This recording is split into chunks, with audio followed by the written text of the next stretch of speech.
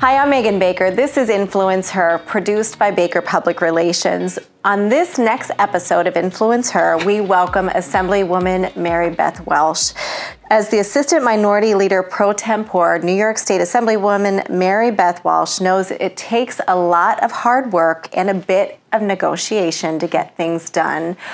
What sparked your interest in politics?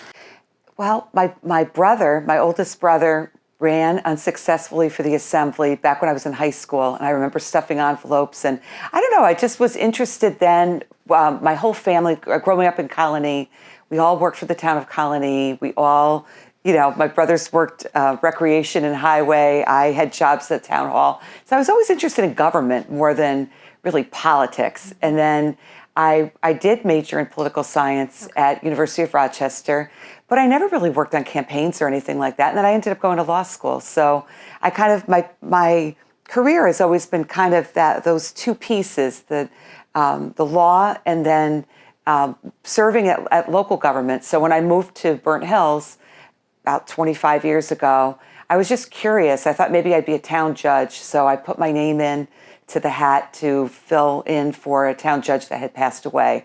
And I didn't get it. And that was my first introduction to politics because I didn't know who I was. Mm-hmm. I was new to town, so joined the Republican committee, started to get involved, very grassroots. And then they started asking me. And then for a few years, I just kind of said yes. So they said, alternate position on the zoning board, yes. Position on the planning board, yes. And then I served on the town board, and I served for 8 years. And I would have been happy just doing that was fine. I just was always curious about my community and how things were going and what are they clearing that lot for, what's going in there. And it was more born from that kind of curiosity. But then people started calling me after Hugh Farley had announced his retirement, and I knew that Jim Tedisco was going to be running for that open seat. He'd been waiting for a long time. And a couple of people called me and they said, Mary Beth, I think you'd really enjoy being an assembly member. You ought to think about it. And they weren't just women who called me. It was they were men calling me, saying, I think that you would be really good. I think you should consider it. And I'm really glad that I did. And 7 years later, here I am, really loving my work. So you serve the 112th Assembly District. Right. What was that campaign like? And then obviously successful campaign since 2016. The first campaign was very difficult because I had a primary, and that I'm still trying to pay myself back for the money that I loaned my campaign when I first ran. It was really expensive. The candidate who ran against me had not gotten the endorsement of the Saratoga County Republican Committee, but he felt he should have. He had previously run unsuccessfully for Congress against Paul Tonko and felt like he was kind of owed. So he was very upset that he didn't get the endorsement, decided to run a primary. That was the hardest part of that race. And once I got to the general election, I was fine. Mm-hmm. But that was tough because there were a lot of things. I was being defined in a way that I didn't think really accurately reflected who I was or what I thought. So I had to spend a lot of money and really just literally wore out the shoes getting around. And I won with a good margin, but that, I always run with that in the back of my mind, I think, because I had a tough race the first time I ran for town board because there was a huge issue with a Walmart supercenter and the idea of how Ballston was going to grow. And so I was used to a hard race. I only won that race by 7 votes. So I'm accustomed to, a harder race. But once I got through the primary for the Assembly, everything kind of fell into place. I didn't have an opponent 2 years later for my first reelection. And then since then, I've had 2 opponents. So what would you say make up the components of really a successful campaign? Is it the grassroots? Is it the fundraising combination? Oh, it's all of that. I think you have to figure out, based on your district, who are the key people in each of the towns or villages in your district, or cities, I guess, but I don't have a city. And you have to reach out to those people. So, for example, I just went through a redistricting, and I picked up the town of Perth, just a small town in Fulton County. I don't know it. I've driven through it. I don't really know it. So I reached out to a contact that I have that's nearby, and he came up with a list for me of the top, 150 voters that I really want to reach out to. I'm doing personal letters to every one of them. and I'm going to try to hold office hours in Perth. I'm going to try to do a meet and greet this fall, hopefully. And, you really have to reach out to those people because as we saw yesterday with the primaries that were held, there's just a handful of people that really come out sometimes in primaries and even sometimes in the general elections in some of these small towns. So you've got to reach those people. That fundraising is important. You can't get your message out without it. We know that the Assembly and the Senate now has done, they've imported the idea from the city of public financing of campaigns. So that's going to be kind of a game changer. If you can get enough grassroots support, you can get just a huge number in matching funds. And, I don't want to take it as a Republican. I don't want to touch it. But, I also want to qualify for it because I think that it might potentially scare off some competition. So fundraising is really important. And I think, I don't want to overgeneralize, but I think speaking for myself, that was something that I wasn't comfortable with when I first started. Tough. It's not easy. I'm a lot more comfortable now because I know how good it feels to open up that post office box and see that I'm getting support from $20 up. And because every dollar counts. The dollars count in the ability to get your message out, but it also counts if that's a person that's in your district, you can be pretty sure that you're going to have their support when it comes to going to vote. So it's building that kind of support. That's what's so key, however you do it. What do you think is holding other women back who might have, might be aspiring to enter into politics? Do you think it's like what's happening nationally and what has? What is your opinion? I have a couple of thoughts. So I've thought about it a lot because of starting Women on the Rise, which I hope that we'll get to. But I think women overall, the women I know, they like to get in and fix problems. They want to be part of a solution. And I'm in the minority. I think some women find it hard to believe that they can be impactful in the minority. And that's a big part of the education that I try to bring as we recruit candidates, that you can make a difference. And you're just going about it a different way.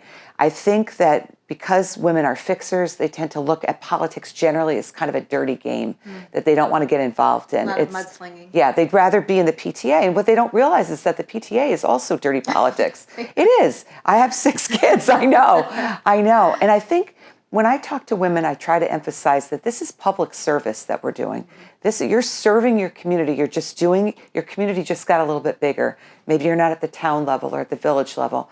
You're working at a state level, but it's public service, not politics necessarily. You have to use politics in order to get where you're going, but that's not what it's all about. And I think some of the most successful women that I've met who are doing what I do see it that way. And I think that if women really thought about it that way, more might be willing to kind of dip their toe in.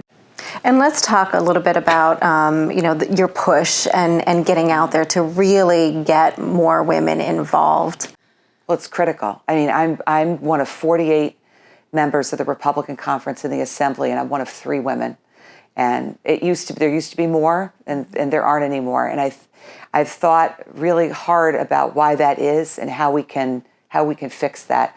The Democrats have record numbers of women on their side of the aisle. So what is it? And is it just what's happening in the recruitment process? What's happening at the grassroots level? Are we getting enough women coming up through the Republican committees, through the women's Republican clubs? So I'm really out there, and we need to run women in races that are winnable. We can't just throw a woman in to a race where she's going to be, women will generally do about, around 6 points better, all other things being equal. So putting a woman on the ticket is a smart move, but we have to put women into races that they can win, like my race.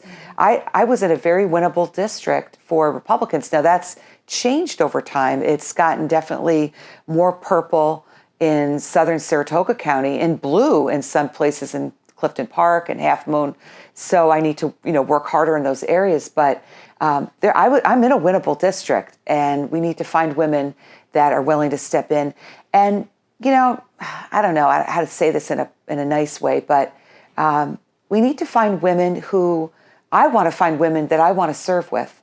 I want to find women that are not just out grasping, climbing, but really just do want to serve and do good work, And so sometimes the women I meet that are very very interested in politics are, I don't know, I don't really necessarily want to serve with them. I'm looking for like kind of normal people that just want to serve their communities and aren't necessarily out for Congress or they're up, you know. There's definitely a role. Yeah, work for the constituents. And I think that there's a lot of honor in that role. And I think women will be there to do it. But I think that one of the reasons I wanted to do Women on the Rise with the full support of Will Barkley as our minority leader, this is something he and I talked about even before he became leader. It was something that we found embarrassing in our own conference and want to change. So last year we had 6 women. We had just rolled out Women on the Rise, but we endorsed 6 women. And one woman, Kate Luciani, who was running for that open seat down around West Point, she came, I think it was 8 votes that she lost by. And it was a heartbreaker. It was a heartbreaker because she was, you know, young, energetic mom with kids, putting it all together. And for her first time really running, she did so well. And there were issues, I don't want to get in the weeds, but there were issues why she didn't win. In terms of block voting, that the Orthodox community in that area block voted Democrat because Joe Biden came to town and kind of promised them everything. And they did. They usually split their vote up, but they didn't this time. And even with that 2,000 vote deficit from that block voting, she still came within, you know, single digits of winning. So I'm really hoping that Kate might run again, or women like her. So that's what so that was an encouraging first year. Now we're trying to fundraise so that we can support the women financially. But also what I really loved the best about the race last year was we were just in a big texting string together, the women who were all endorsed and myself, and just encouraging each other. You know, I was hit with this issue at the door, you know, how did you handle that? Or what, you know, things that other women can answer for other women that isn't really necessarily part of the committee structure that's available right now. So that, I love that. And we all did. We were all really encouraging of each other. And we did, for example, a Zoom meeting early on in the campaign about, you know, how do you do an interview? How do you go on the record, off the record? How do you frame issues in a way that's going to get your message across? Things like that we, you know, you just don't know. A man or woman as a beginning candidate. So I just really I'm really excited about trying to move that idea forward. And each year it's going to get better. Who is one female political leader that you admire? Well, she's not a political leader, but Sandra Day O'Connor. I mean, I was going through University of Rochester and then going through law school and knowing that she was there on the Supreme Court. And I recently read her book First, and just the way that she approached her career, I think is a real model for me. And, you know, I would be wrong if I didn't mention my mom, too.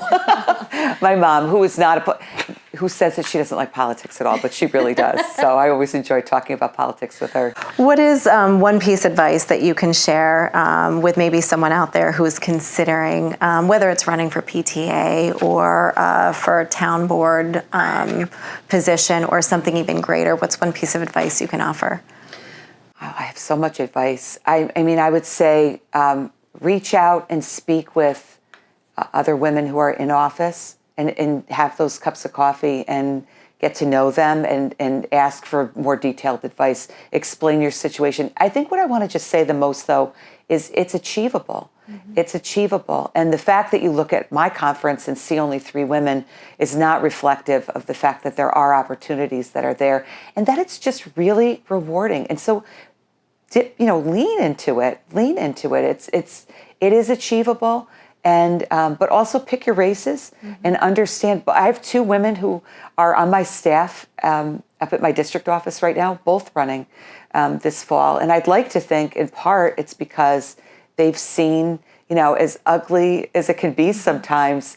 I mean, my schedule isn't pretty, and sometimes the way I get it done isn't very pretty. But they've seen it happen, and I think, you know. One is unopposed, the other is in a very competitive race. And I think just kind of talking through the realities of, you know, maybe this won't be your year. Maybe you get started. Maybe you you kind of get your feet under you and start to race, and then the next time you'll be better positioned. You may not win your first time that you're out. That's just a reality as well. I'm very unusual in that I have not lost a race yet, and I'm looking for wood to knock on. But there's an old saying that the harder I work, the luckier I get, and it is a lot of hard work, but it is achievable. It's achievable if you're young and you have children. It's achievable if you are retired and just have more to give. So at any stage of your life, there's a place for you in this kind of a role. So don't ever count it out. One final question for you. There are a number of resources where women can, look to really educate themselves on public policy, such as the League of Women Voters.